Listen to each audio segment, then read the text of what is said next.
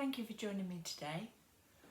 Today's counselling conversation is about men's mental health. I kind of don't really see gender. However, when it comes to men's mental health, I think actually we do have a responsibility towards the men in our life. Because I think as a society, I think they've had a pretty rough deal because society has placed all of these extra pressures on men to think about their mental health in a different way than women do. And I think that that has caused within our male community or within our people that identify as male as being a real problem for their mental health because they are after all human and they do experience things in exactly the same way that we do, but we don't encourage them to talk about it in the same way. So I thought today it might be helpful to have a little look around the subject of men's mental health. We all have a man or somebody identifies as a man in our life. A colleague, a brother, a friend, a dad, a husband, a cousin. So at some point in our life there is male contact. And I think that we are less likely to see those people, seek support or access a GP, access counselling in times of trouble or in times when they're maybe having an issue with their mental health.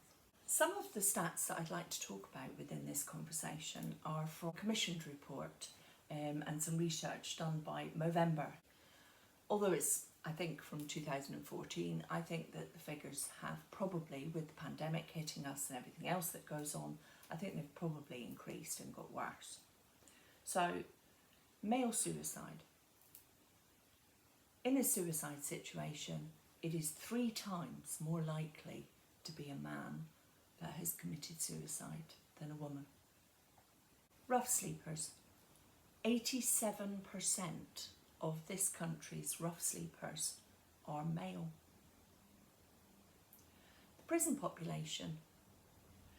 95% of the prison population are male. And of that 95%, 90% will have experience of a mental health issue.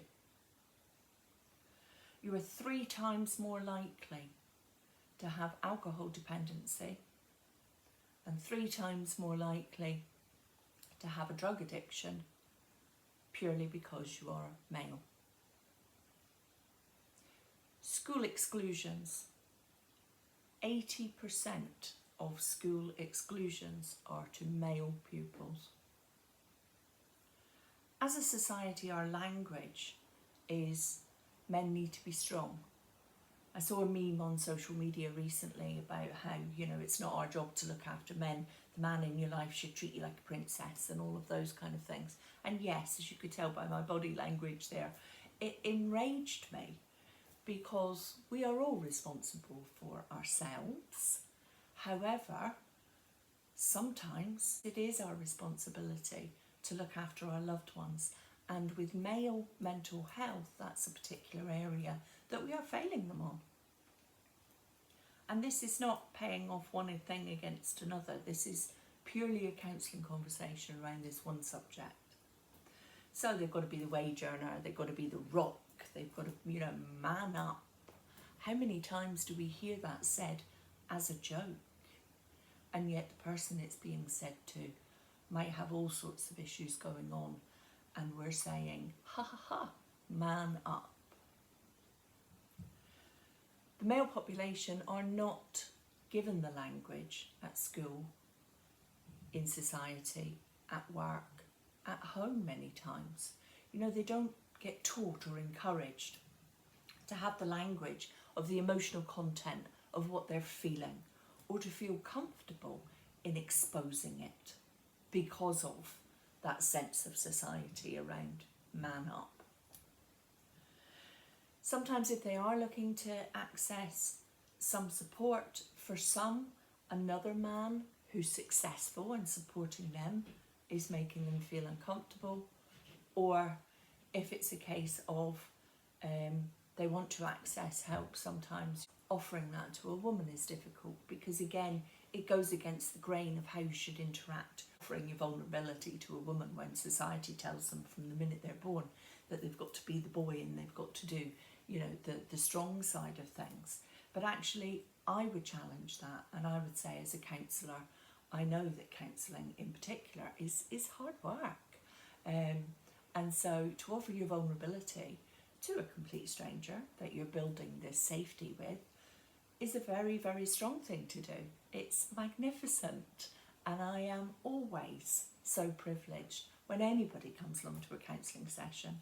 But for men, I am particularly celebrating on the sidelines that this is a situation that is maybe particularly difficult for them. So I also find that online counselling or telephone counselling is perhaps easier for a man, and they're not then offering that, you know, if they want to cry about a situation, they don't feel quite so vulnerable because we're not in the same room together. That's just my finding in how I work online. There's lots of peer support. There's, you know, Andy's Man Sheds in Fife. We have Pete's Man's Chat, and he does a brilliant job of getting guys together as a starting point of, this is how we chat, this is how we do it. And actually, if you look around the room, there's other guys here and we're also talking. And if they then want to take that further, it's brilliant. Or it might be enough to just get into that initial habit of offloading. Stats are really, really scary. And some of those stats suggest to us that we need to be doing more to help the male population get some support in the same way that we would one of our girl pals and one of our loved ones, to say, you know, if you're having a down day, there are people there who can help. And it's not a reflection on your gender, and nor should it ever be. So I hope that was an opening conversation with the men in your life of, you know, are you struggling? Because it's not a reflection on anything, because I struggle too. We all do, because we're all human. And take care. Thanks very much for your time. Bye-bye.